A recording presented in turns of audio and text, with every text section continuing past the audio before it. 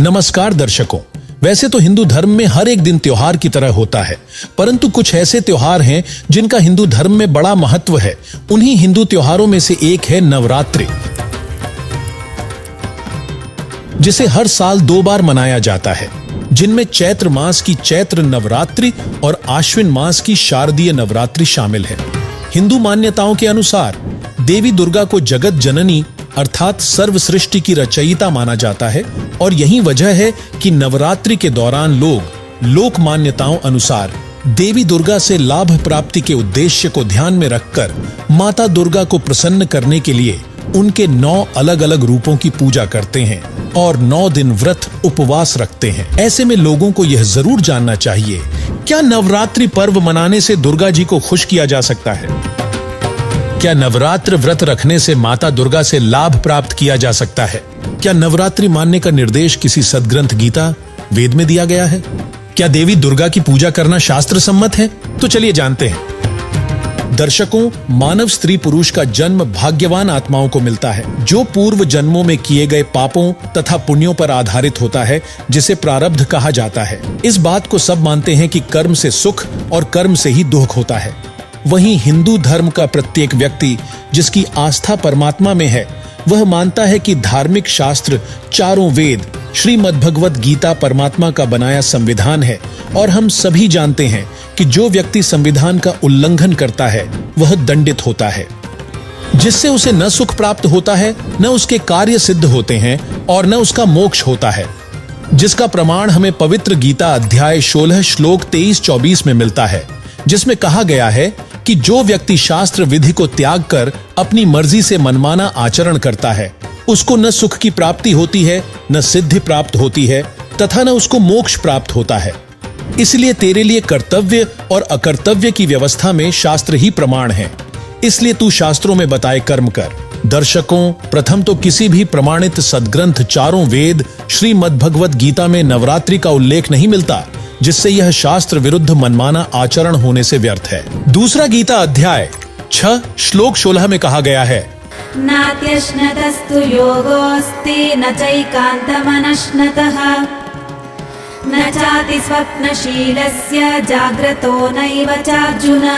अर्थात यह योग अर्थात भक्ति नहीं अत्यधिक खाने वाले की और न बिल्कुल न खाने वाले अर्थात व्रत रखने वाले की तथा न ही बहुत शयन करने वाले की तथा न ही हट करके अधिक जागने वाले की सिद्ध होती है, जिससे स्पष्ट है कि व्रत उपवास के लिए चारों वेदों के संक्षिप्त रूप गीता में मना किया गया है, जिसका मतलब है कि नवरात्र व्रत रखने से कोई लाभ नहीं हो सकता। वहीं संक्षिप्त श्रीमद् देवी भागवत यानी देवी पुराण के 7वें स्कंध अध्याय 36 पृष्ठ 562-563 पर श्री देवी जी ने राजा हिमालय को उपदेश देते हुए कहा है, इससे स्पष्ट है कि माता दुर्गा जी अपनी पूजा करने के लिए भी मना कर रही हैं और हिंदू धर्म में देखा देखी मनमाने ढंग से माता दुर्गा की पूजा की जा रही है, जो कि माता दुर्गा के भी आदेश की अवहेलना है।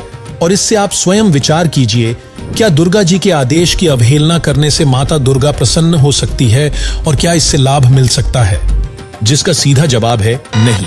लेकिन आपके दिमाग में एक सवाल उठ रहा होगा, आखिर माता दुर्गा ने अपनी पूजा के लिए भी मना क्यों किया है? तो आपको बता दें, श्रीमद् देवी भागवत गीता प्रेस गोरखपुर से प्रकाशित के 3 स्कंध अध्याय 1 से 3 वो 6 संक्षिप्त शिव पुराण रुद्र संहिता अध्याय 6 तथा श्रीमद् भगवत गीता अध्याय 14 श्लोक 3 से 5 मिलकर प्रमाणित करते हैं कि प्रकृति अर्थात माता दुर्गा के पतिकाल ब्रह्म सदाशिव हैं और श्रीमद् भगवत गीता अध्याय 8 श्लोक 16 में गीता ज्ञान दाता ब्रह्म काल ने स्वयं कहा है कि ब्रह्म लोक तक जितने भी प्राणी यानी देवी दुर्गा, ब्रह्मा, विष्णु, शिव, गणेश आदि तथा इनके लोक सभी पुनरावृत्ति यानी जन्म मृत्यु के दुष्चक्र में हैं। इससे यह सिद्ध होता है कि माता दुर्गा और ब्रह्म काल भी अविनाशी नहीं है।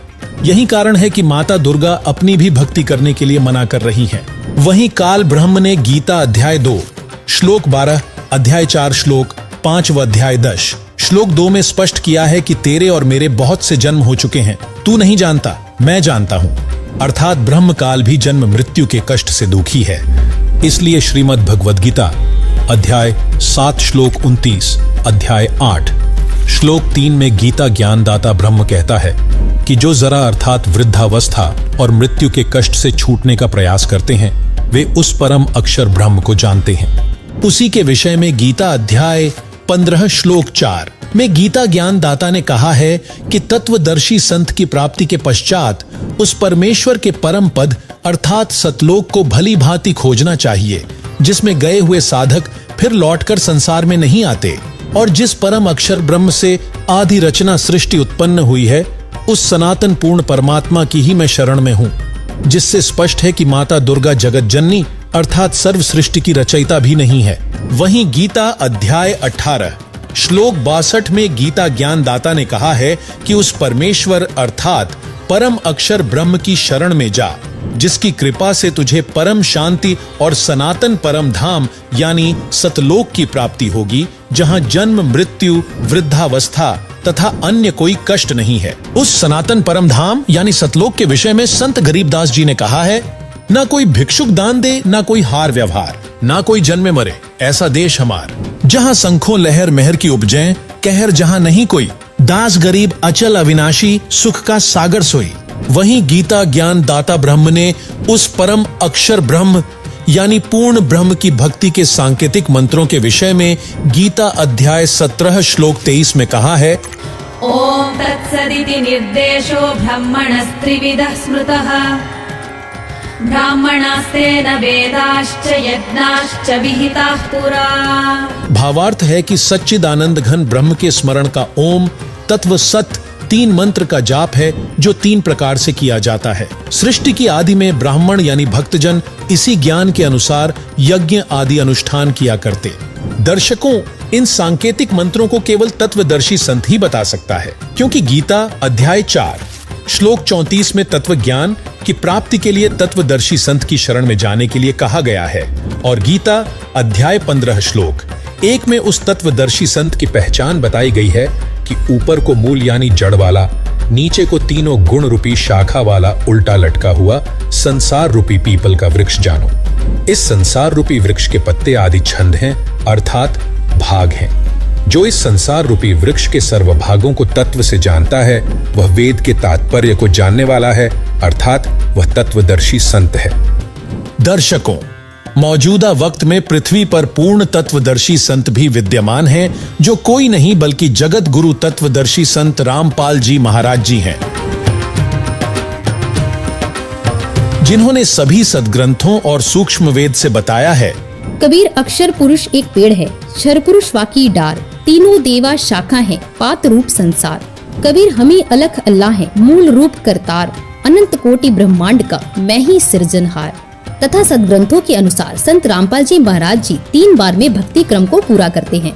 शुरुआत में यहाँ के 5 प्रधान देवता ब्रह्मा विष्णु शिव देवी दुर्गा और गणेश के यथार्थ मंत्र देते हैं।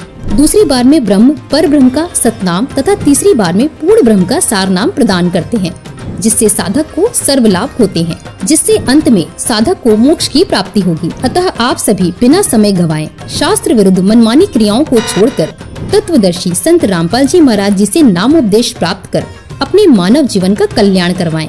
वहीं जगत गुरु तत्वदर्शी संत रामपाल जी महाराज जी द्वारा प्रदान किए जा रहे तत्व ज्ञान को जानने के लिए प्रतिदिन संत रामपाल जी महाराज यूट्यूब चैनल देखें तथा संत रामपाल जी महाराज ऐप से पवित्र पुस्तक हिंदू साहेबान नहीं समझे गीता वेद पुराण को निःशुल्क डाउनलोड करके पढ़ें। धन्यवाद।